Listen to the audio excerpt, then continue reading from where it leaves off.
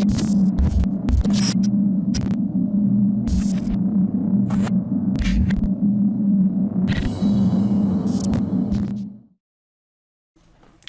bienvenidos de nuevo a este canal, al canal de Un Librero con Barba. Me presento, soy Un Librero con Barba, Alberto, el librero de Ciberdark, el Barbas. Y bueno, hoy os traigo una nueva reseña.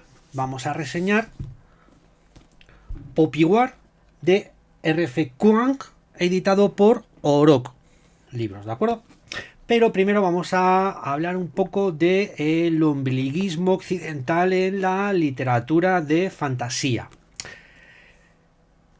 Estos son paranoias mías, ¿vale? O sea, no lo saco de nadie y es mi opinión. Luego ya en los comentarios, si queréis, me podéis poner lo que opináis, me podéis crucificar, me podéis canonizar, lo que queráis, ¿vale? Pero es mi opinión. Bueno, ya aquí va mi opinión. Mi opinión es que hasta hace bien poco, hará una década aproximadamente, estoy hablando a nivel casi de España, un poco menos, ¿vale? De una década, hemos vivido dominados a nivel de fantasía, pero también en otro tipo de literatura, como puedan ser los ensayos de historia. Ahora también hablaré un poco de eso, ¿vale? De cierto ombliguismo occidental. ¿A qué me refiero con esto? Me refiero a que todas las fantasías que se publicaba tenía, digamos, su razón de ser en la Edad Media europea. ¿Por qué puede ser esto? Posiblemente sea por la fuerte influencia de la obra de Tolkien en la mayoría de los autores de fantasía. Tolkien sentó un precedente, sentó un canon, ¿vale? La literatura funciona mucho por cánones, de ahí viene el gran libro del canon, por ejemplo, de Harold Bloom, donde él lista unos libros que han sentado el canon de la literatura de toda la historia, por así decirlo. De hecho, creo que él, bueno, no sé, no me acuerdo qué opina, creo que no opinaba muy bien con respecto a los Senos Anillos, no sé, no lo tendría que mirar, pero no me da, ¿vale? Bueno, lo que iba a decir. Y digamos que él sienta el canon en la alta fantasía de que esta está basada en la Edad Media europea.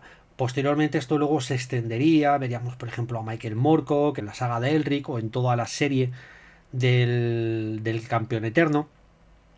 Y llegaría ya un momento en el que terminaría de asentarse en nuestra imaginería con la Dragonlance, tanto con la Dragonlance como con los Reinos Olvidados, que aunque Drizzt Do'Urden podamos decir que se sale un poco del estereotipo de protagonista que puede hasta tener, el mundo en el que se mueve no deja de estar basado en la Edad Media europea. No es malo, ¿vale? No estoy diciendo que sea malo, pero sí es cierto que lleva a cierto cierre y a cierto ombliguismo de que pensemos que no pueda haber fantasía en otro tipo de mundo. Ha habido algunas excepciones, como por ejemplo puede ser esta, Puente de pájaros de Barry Hogarth, editado por Bibliópolis, en este caso el sello que tenía la MUT, Premio Mundial World Fantasy, execuo con Bosque Mitago, para que os hagáis una idea de la calidad que tiene el libro, donde el autor ambienta su historia en una China fantástica, milenaria, donde existen los dioses. Y bueno, y aunque realmente es una trama casi de novela negra, pero no deja de ser fantasía, pero no deja de ser también un cierto hiato dentro de todo lo que se publicaba de fantasía. ¿Qué ha ocurrido para que esto empiece a cambiar hoy en día? Pues la llegada de una nueva generación que, habiendo crecido con Tolkien, habiendo crecido con la Dragonlance y con toda esta influencia medievalista europea que recibían de todos los libros, ¿de acuerdo? A ver, hay más excepciones, lo que pasa es que tampoco me quiero liar a ponerlas aquí, ¿vale? Simplemente os muestro esta porque es la que tengo a mano y no quiero hacer que esto se vaya a 40.000 horas, ya bastante largos hago de algunos vídeos. Bueno, a lo que iba. La llegada de esta nueva generación de autores que podríamos decir que están en parte racializados.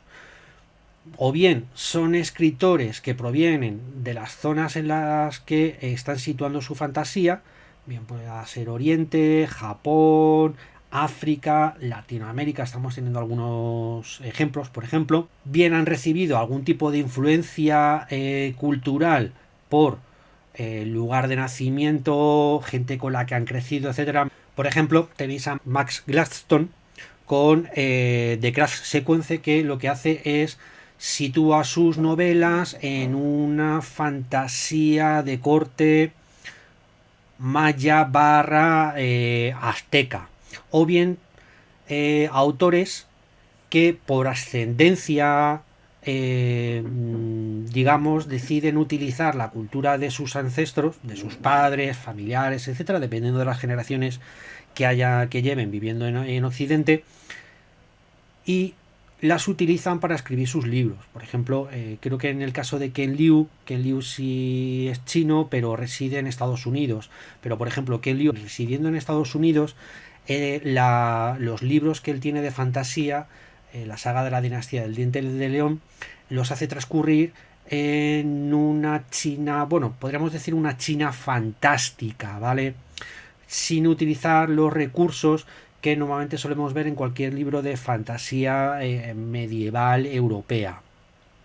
Esto está bien porque nos abre a nuevos conceptos, nuevas ideas e introduce un soplo fresco dentro de lo que es la literatura fantástica actualmente, porque a mí, por ejemplo, en mi caso, vale, sí me mola la fantasía clásica, pero de vez en cuando ya gusta uno de cambiar y de ver nuevos aspectos.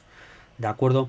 Son nuevas ideas, por ejemplo, en el caso de es una mitología completamente nueva, tienes mogollón de mitos y leyendas que introducir más allá de las típicas europeas, que a la larga realmente tampoco están tan aprovechadas. De hecho, el que quizás a lo mejor más las pueda aprovechar lo que es la mitología centroeuropea, los cuentos, pueda ser Andrzej Sapkowski en la saga de Geralt de Rivia. Otros autores simplemente lo que hacen es cogen el marco e introducen allí ya sus propios sistemas de magia, su propia mitología, como pueda ser, por ejemplo, el caso de Brandon Sanderson. Aunque Sanderson sí es cierto que dota a sus universos quizás de una mayor riqueza y no se queda tanto en lo que sería la mitología europea o lo que serían los mundos europeos. Esto no solamente ocurre en la literatura, ocurre, por ejemplo, yo que soy historiador y me gusta leer ensayos de historia, lo noto mucho a la hora, por ejemplo, de un tema que a mí siempre me gusta mucho, ya lo sabréis, es el tema de la Segunda Guerra Mundial. En el tema de la Segunda Guerra Mundial es muchísimo más fácil encontrar, bueno, quien habla de la Segunda Guerra Mundial habla casi del siglo XX bueno, quitando o casi toda la historia, más fácil encontrar un ensayo referido a Europa o Occidente que un ensayo referido a Oriente. Sí es cierto que gracias a editoriales como Satori empezamos a tener más ensayos referentes a Japón, y otras editoriales están sacando libros de historia de otras partes del mundo, pero sigue siendo difícil, y los libros que puedan aparecer, por ejemplo, de historia prehispánica en Latinoamérica, son muy farragosos y no están al alcance de todos. No es como en el caso de Europa, donde es más fácil encontrar ensayos más accesibles. En el caso de la Segunda Guerra Mundial, por ejemplo, ocurre lo mismo. Como gran parte de la Segunda Guerra Mundial, gran parte, transcurre en Europa, tú vas a cualquier librería y vas a encontrar 40.000 ensayos referidos a los nazis, a la llegada de los americanos, etcétera. Pero, por ejemplo, si quieres leer algo sobre la guerra en el norte de África, que fue igual de importante que la que hubo en Europa, de memoria creo que me salen 2 ensayos, 3 ensayos. Uno es una trilogía además. No, de hecho no, uno es una trilogía y es un libro el que se dedica solo a lo que sería la guerra en el norte de África. O, por ejemplo, la guerra en el Pacífico, igual. La guerra en el Pacífico creo que solamente publicado en castellano hay un par de libros de Max Hastings. Némesis es uno de ellos.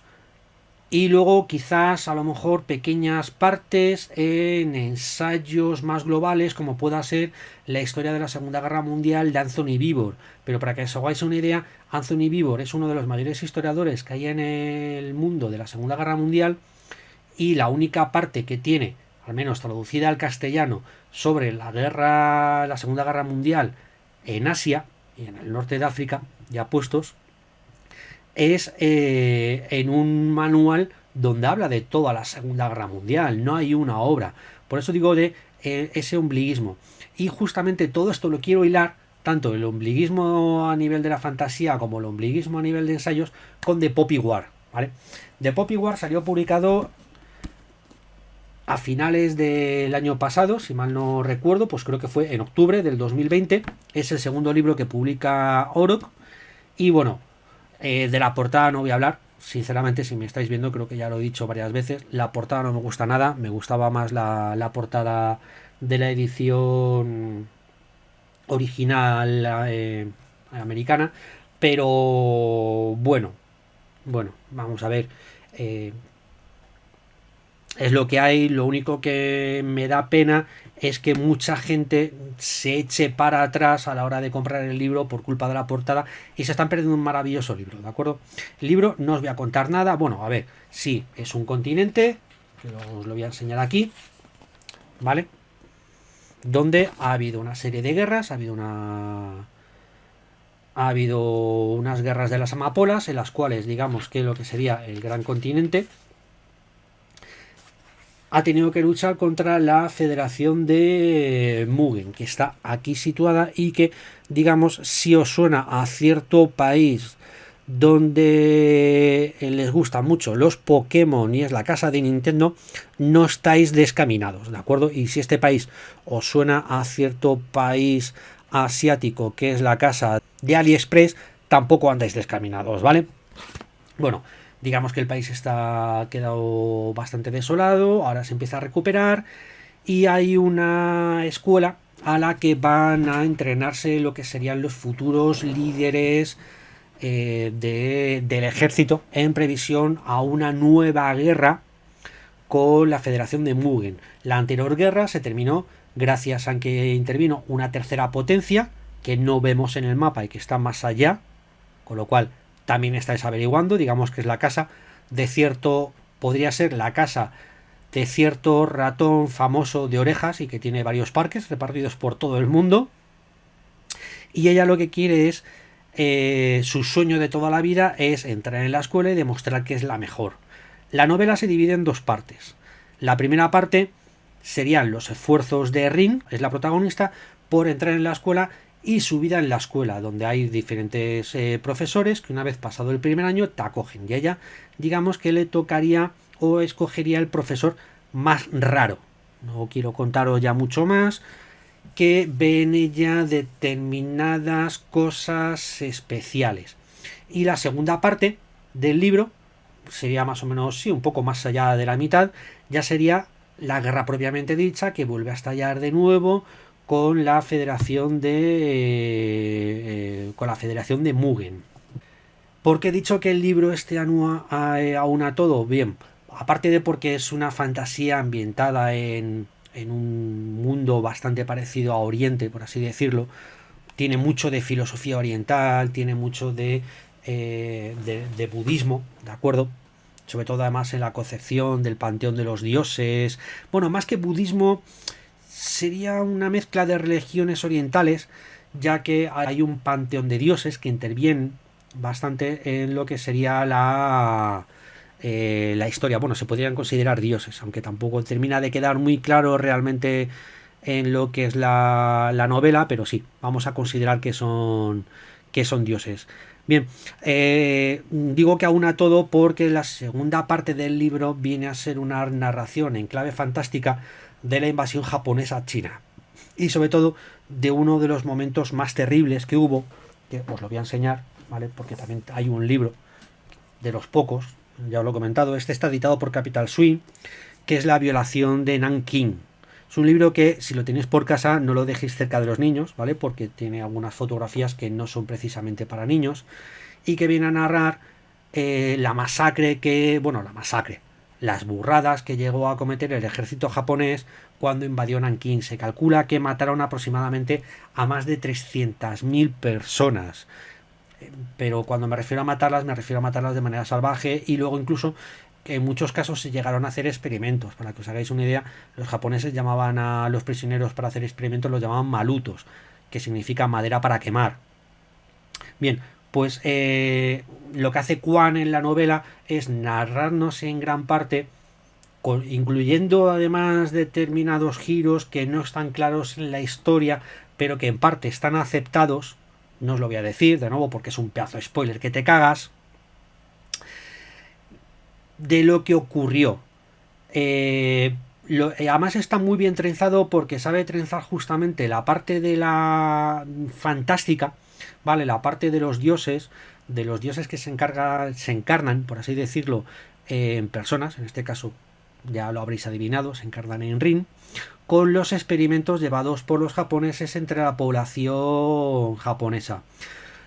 Es cierto que la primera parte puede sonar a muy trillada, es una parte que ya habréis visto y leído 40.000 veces. De hecho, por ejemplo,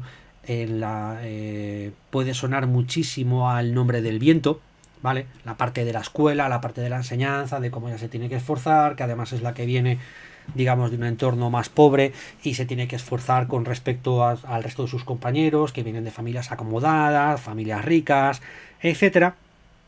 Pero en cuanto empieza la segunda parte, la parte ya fantástica per se de la guerra, el cambio que pegas es verdaderamente brutal y pasas de una novela de iniciación a una novela de fantasía grimdark que, digamos, en algunas escenas, cuando narra el paso del ejército por determinada ciudad, haría que hasta Long Grimdark, Joe Abercrombie, se encogiera un poquito de las burradas que cuenta.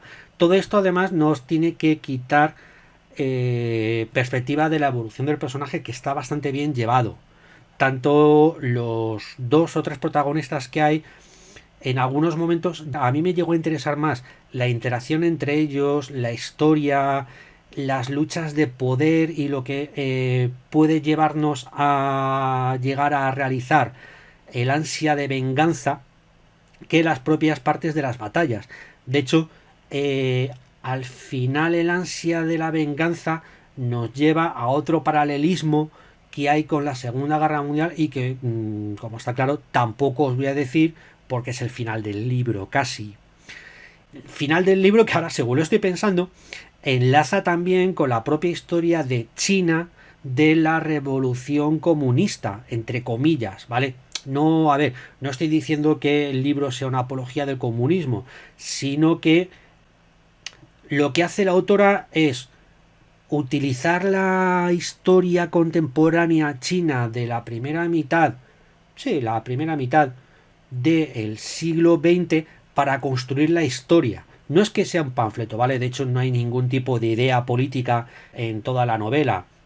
Sí, lo que estoy diciendo es que ha hecho un uso muy inteligente tanto de la mitología asiática, china en este caso, como de la historia de la propia China, para crear una historia de fantasía. El libro, a diferencia de otras series de fantasía, no queda tan cerrado, queda bastante abierto, queda un fleco bastante gordo, sobre todo además porque no llegamos a saber las intenciones de ciertos personajes que aparecen en la novela y que tienen muchísima importancia, o al menos eso nos hacen creer, en el devenir de los sucesos. Y bueno, no sé si esto ha quedado un poco caótico, pero es que ya sabéis que como no me gusta contar nada de los libros, es muy difícil. En definitiva, olvidaos de la portada. Si lo veis, échale un ojo. Si la parte del inicio de lo que es la enseñanza en la escuela os cuesta un poco, darle tiempo al libro, porque ya os digo que luego cuando pega ese cambio hacia la guerra, la historia ya entonces empieza a merecer muchísimo, pero muchísimo, muchísimo la pena. Incluso el desarrollo de los personajes durante la escuela también, porque va plantando muchas semillas para luego lo que va a ocurrir más adelante en la historia. Y bueno, supongo que muchos habréis también oído de que si el libro tiene ratas, no tiene ratas. Sinceramente, yo no se las vi. Si había alguna rata, debía de ser alguna coma, algún acento que a mí no me molestó. Y una crítica que tuvo mucho es que al principio repetía muchos términos y eso es lo que habían considerado una rata. No es una rata. Es un modismo al que no estamos aquí acostumbrados, y es que en las culturas asiáticas, tanto en China como en Japón, se da mucha preeminencia a la profesión de la persona a la que te